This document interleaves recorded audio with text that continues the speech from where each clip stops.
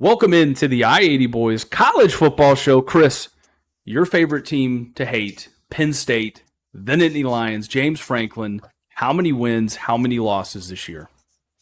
Yeah, look, it's not that I hate Penn State. It's because I get burned every year by it, right? I keep thinking, like, this is going to be the year where, hey, they're going to get it done, right? James Franklin's going to win a bunch of big games, and they're going to play for a natty. And they got close last year, right? Like, look, okay, I got them going 11-1. I don't think anybody's going undefeated this year. I talked about it.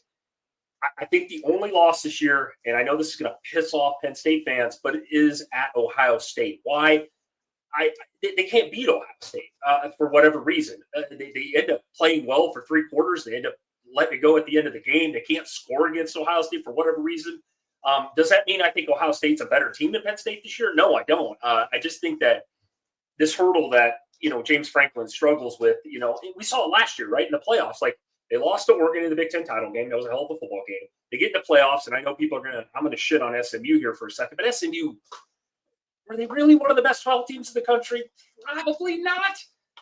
But then they had the big game against Notre Dame, and I still feel like Penn State was the better team. Now, I know the better team on paper doesn't always win. I get that. And hats off to Notre Dame for beating them. That was a hell of a football game.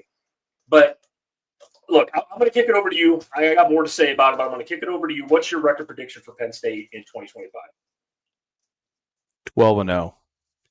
Undefeated. And I'm gonna explain why. Look, all right, take away the Ohio State game. I'm going to circle back to that here in a minute.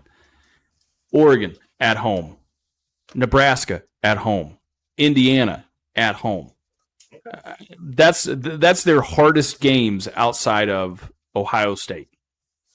So their toughest games they have to play, they get them at home. And I'm going to tell you why I think they beat Ohio State this year. Like you always like to say, hey, until they prove otherwise, they are what they've been. Yes. Jim Knowles, I think, changes that. Jim Knowles been around that Ohio State program a little bit. And I think he's going to be the key to getting them untapped there against Ohio State. I'm going to tell you why I think. I'm going to go ahead and just tell you right now. I think Penn State wins the national championship this year. Woo! I think they're going to be the first whatever and O team, and I think they get it. They might drop a game, whatever. But I do think they're going to be the national champions at the end of the year. And the reason why, they lost some key players, but they return a lot more on both sides of the ball than a lot of these other teams do. Key guys they lost: Jalen Reed, Abdul Carter, Tyler Warren, Harrison Wallace III, linebacker Kobe King. Some of the additions they bring in, Chris: Trevor Pena from Syracuse had over 1,000 yards, 10 touchdowns last year. Devontae Ross, another 1,000-yard receiver from Troy who put up 11 touchdowns. I think they actually got better at the wide receiver position. Mari Campbell should be another good Penn State linebacker. He put up 6.5 sacks and 45 tackles at UNC last year. And we touched on it already. Come on. Jim Knowles. He helped transform Ohio State's defense a few years ago into one of the best in the country. It's not that they weren't good, but it was more in these games these big-time games. That's where Jim Knowles really started to shine through and help propel Ohio State to that next level. Same thing here at Penn State. You look over the last few years, what's been their Achilles heel? And it's when Michigan was actually really good, couldn't beat them. It was when Ohio State they've struggled against Ohio State. And that's really kind of derailed them. But this year, and just until Jim Knowles decides he wants to hang it up over there, I think I got to give the edge to them. What's your thoughts there, Chris? No, you make great points. And I will add to your thing here, right? I know I have them losing the one game to Ohio State, but that doesn't mean shit, really, in the grand scheme of things. You can lose a game or two. Ohio State proved that last year, won the Natty. I will say this, and I think you'll agree with me in this comparison. When I was diving through this team, I was thinking to myself, this team with all the guys that decided to come back reminds me of 2023 Michigan. Remember when the year before Michigan got beat by TCU in the playoffs in the big upset, right? McCarthy came back, Corum, Donovan Edwards. Very similar quarterback thing going on here. You got Drew Holler, who's been around forever, stud. You got Katron Allen, Nick Singleton, probably the two. They got to be the best combo backs in the country. They also remind me of Ohio State last year. They brought all those guys back outside of Will Howard. Everybody came back, won a natty. I mean, if I honestly think if they don't win the national title this year, when is Penn State going to win a natty, right? Because in my lifetime, I've been watching a lot of college football for well over 30 years.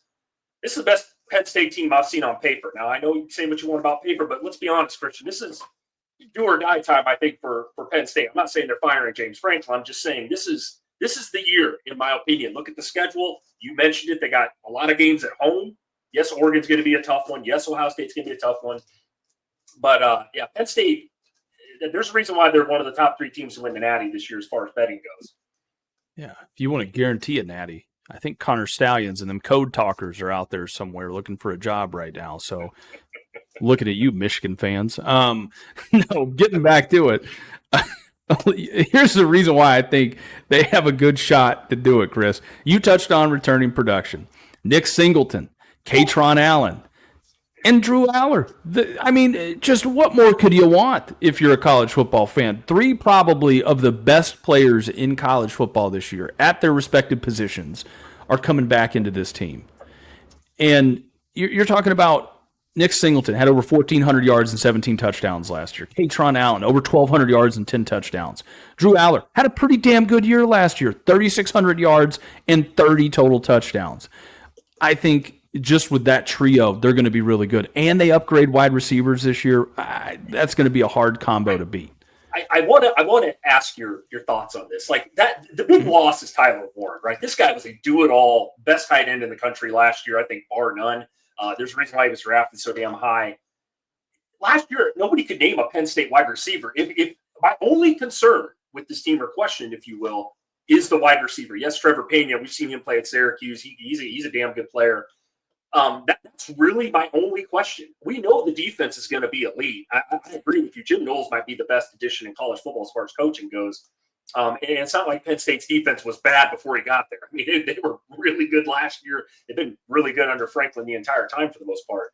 But I mean, that's my biggest concern. Christian, what's yours as far as this offense goes? It's got to be the wide receiver group, right? They got to be able to throw the ball outside of somebody named Tyler Warren, who's no longer there.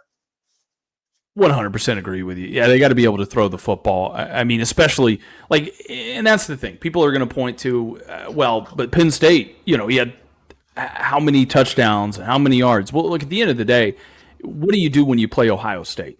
What do you do when you play the Michigan? I'm not going to talk about Michigan right now because obviously Michigan's not what Michigan was, for 3 or 4 years there in that window under Jim Harbaugh, so it's not fair. But in those type of games, when you get in these big games, like against a Notre Dame last year in the semifinals to go to the national championship, how do you look in games like that? Because when you play those physical teams that are going to shut your run game down and they're going to force you to throw the football, who are you at that point? When do you have a guy create separation? Like, when you talk about some of these teams, like you want to talk about a team lost in the woods right now at throwing the football, go look at Iowa, all right? They can't do anything about throwing the football, and it looks like you're watching a team from 1912 with leather helmets play football.